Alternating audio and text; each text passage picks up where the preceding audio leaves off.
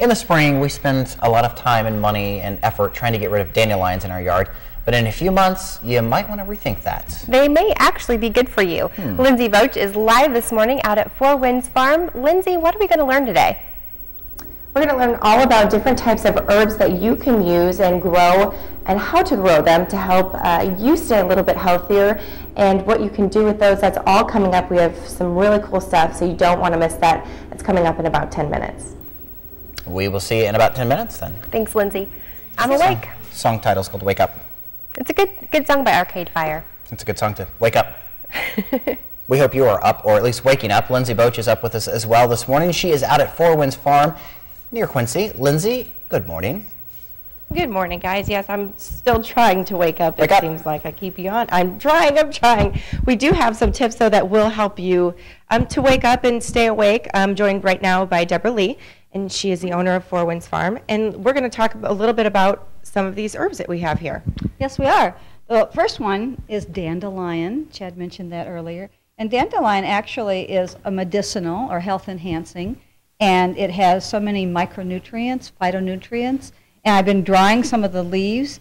It's just a general tonic. It's good for the liver. It's good for the digestive system. It has diuretic properties, but yet it has a lot of minerals that are replaced when you have water that's taken out of the body. So it's very complete. Also dried some of this, which is stevia. Which is not what you normally see it as when you see it in the store. In a little package. This is something that's an annual plant that I grew in the garden and just dried it and left it whole like this. We've been using it in medicinal herb classes. We've been making tea, and so that's really fun. You can just take one leaf of it and crumple it up and put it in like a whole pot of tea, and it's a sugar replacement. The nice thing about dried herbs is that once you dry them, if you want, you can put them in capsules. We have a little machine that you can do that. This I'll probably be using in soup broth, and we'll be using it in some other things that we do, maybe tea. Dandelion tea in the morning is bitter. It doesn't have caffeine, but it will kind of give you a kick because of the nutrients in it. This is a concoction that we've been making here. It looks like it. Yes, it's actually a pickling process. And we started with an apple cider vinegar, and we have garlic and white onions. We have ginger, horseradish, and cayenne pepper. And that's just a good tonic that people can take. You take like about a tablespoon of that a day with V8 juice, and it just has a lot of health-enhancing properties. You don't do it like this. We'll strain it off and throw out these into the compost pile. And like you said, it's kind of like a virgin Bloody Mary. It is. Yeah. It is. Now, this is some things that we've done actually with vodka. So this is echinacea. I think a lot of people hear about echinacea. It's a common plant that grows around here. People can grow it. It's a native plant. It's boosting to the immune system because of the plant nutrients that are in there, the phytochemicals. We'll leave this for about a month. Basically, we dug echinacea that had about a 3-year-old root on it, and we put it in here, chopped it up, and then just poured a little booze over it. And that will extract the properties out. That way it'll stay longer than if you made tea. We did the same thing here now with dandelion again and with burdock root, and this is another good health-enhancing tonic. It's good for the liver. And after these are strained, you put them in like a 1-ounce dropper bottle. A lot of times you go to health food stores and you'll see these, and this is what it is. People can, maybe they won't make their own, but at least they'll understand. And now a lot of people think that dandelions are a pest, so then they're actually really good for you. And here's dandelion is one of the best herbs, and it's kind of funny because it's everywhere, all over the yard, yet it's almost crying out to us because it's kind of there to replace some of the minerals in the soil when the soil is just a monoculture with grass. And now we have some more dried leaves over here. Mm-hmm. Yes, this is just to show some of the things. This is a thyme, things that you can do for culinary purposes, because a lot of what we do here is both culinary herbs and medicinal herbs, and then with vegetables, showing people how to grow and use all these things. These are rose petals that have been collected at the end of the year and dried. We're going to put these in a salve that we make next week, and also calendula flowers, which is in the marigold family. I've been growing those. And these are vulnerinaries, which makes the skin soft and pretty.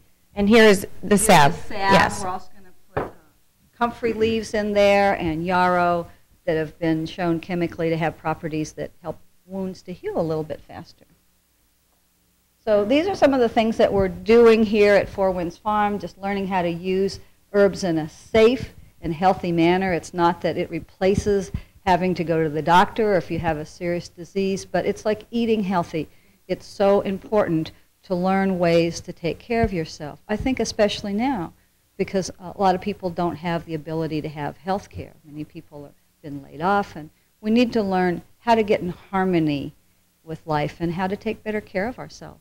I'm still absolutely amazed at the whole dandelion thing. I watched my parents for many, many years spraying stuff on them to get rid of it and things like that. So pretty neat that you can actually use it for good.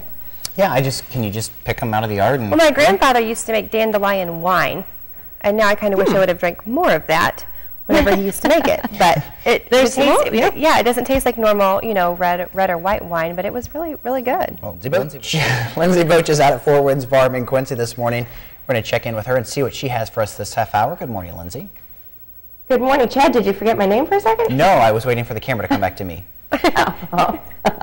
That's okay then. In my hand right here I have some lavender, and you usually smell it in it's known to relax you, and you can use it for lotions and things, but you can also put it in your food, and you can also use it in the salve that we were talking about earlier. It's good for your skin as well, so that's pretty cool. Learning a lot of different things, and you can learn a lot of different things here at Four Winds Farms too. We're going to talk a little bit about the classes that they offer here coming up in the next few minutes, and what else you can use lavender for. That's in about 10 minutes. All right, I'm excited to hear, because you talked about dandelions being good for you last half hour. I once had a salad which was very tasty that looked like they went out and picked it from the yard. Usually it is better, all those fresh greens, and yeah. So I don't know if there's lavender in there, though, Chad. We'll see what she's off. Good morning, everyone. Almost 6:18 seconds away from it. We're going to send things live to Lindsay Boach, who is at Four Winds Farm, learning about different types of herbs and all kinds of stuff this morning. Hey, Lindsay. Hey, guys. Yes, Chad, you're not the only one who's not going to climb Mount Everest. I also will not be climbing it. Maybe some little mountains here and there, but nothing like Mount Everest. We actually just picked some. Well, I didn't do it. Deborah Lee did. She picked some leaves and some flowers. What kind of flowers are these? Nasturtium flowers, and they're edible, and they make a really nice garnish if you put it on salads or main dish. It's a little nicer than parsley, and you can eat it.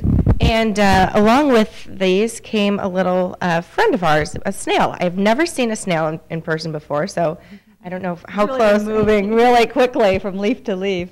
Yes. But you use flowers, herbs, things like that in the classes that you teach. What types of classes do you teach here? Well, I'm working on medicinal herb classes and culinary herb classes, and then also I have a garden with raised bed. It's all organic, and I want to teach people how to grow vegetables in an organic method and using compost piles and other non-chemical methods, or at least reducing the chemicals. So it's all hands-on. We go out and collect things and then bring them inside and work with them. It's nice for youth to have youth groups, 4-H or Girl Scouts come and play a little while and learn about nature and learn how to grow things. And you also have a class that you teach about different types of herbs to take if you have a cold or a fever. We're doing a 6-week medicinal herb class now, and we're halfway into it. I'll do another one also in March. That'll start the end of March. That'll be an 8-week class with a field trip. The field trips are always fun. We'll go off location to do that. I go out and speak in the community quite a bit, and I'm available to speak at clubs and organizations, and then I speak at different conferences. So this winter, in January, when it's cold outside, we won't be outdoors collecting things, but I'll have some classes on cold and flu, like prevention or working with them when you just first start to get a cold or flu, some things that you can do to kill the germs real quickly, so hopefully you won't need to have antibiotics. We're doing some classes with flower essences, which is a really interesting kind of herbal therapy, and a variety of other specific classes. How important is it to take those herbs right when you start feeling sick? That's crucial. Even if you start to get a cold or flu, one thing you can do is take garlic. You probably need to do that at night. Not with anybody else. Yeah, and you need to be careful because that's a lot of garlic, but you can chop it up and put it on a piece of bread. And even garlic alone, when you first start to get something, it has properties in it, chemicals that are antiviral, antibacterial, antibiotic. It really has a list of about 14 different things. So, And even you can do that prophylactically, preventatively, to take that on a regular basis. That's one of the things we have in our master formula. Echinacea is another really popular thing, to take that in a tincture form right when you first get a cold or flu, that first 10 minutes. I really love that you said about Sometimes in 10 minutes you can just turn it around and you feel good. That boosts your immune system due to the chemicals that are in the plant. And now if people want to sign up for these classes? Probably the best thing right now, my website is under construction, so we're still working on that.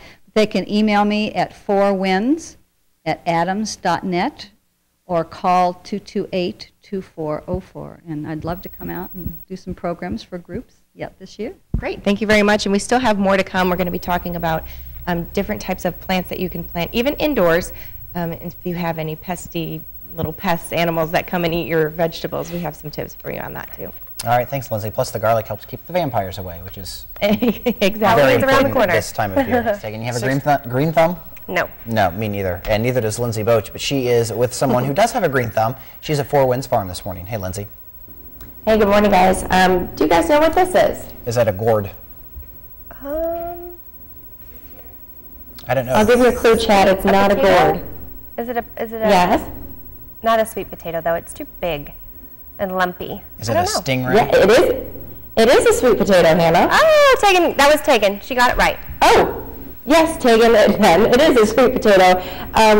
You were saying it's too big to be a sweet potato, but it's not, because Deborah Lee, that we've been talking to all morning, has some special little tips to help you grow sweet potatoes this big, and that's coming up in the next 10 minutes.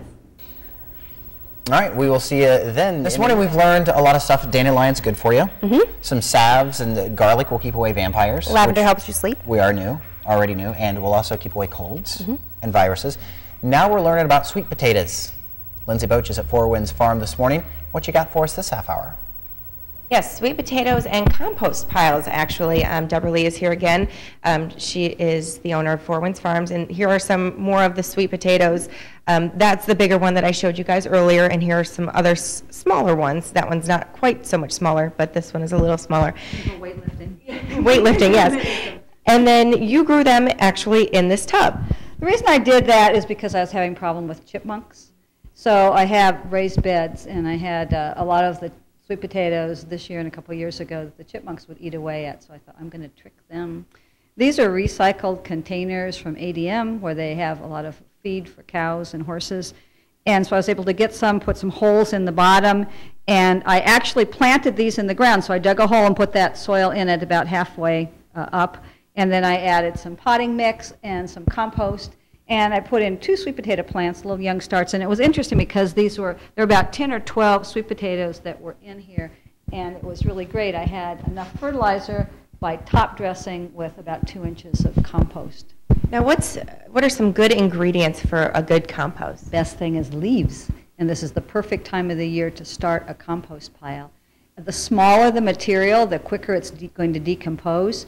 So if you take a lawnmower and run over it a couple of times when you mow your grass these last few times this year, and bag those and put that in a compost pile, that's a good start.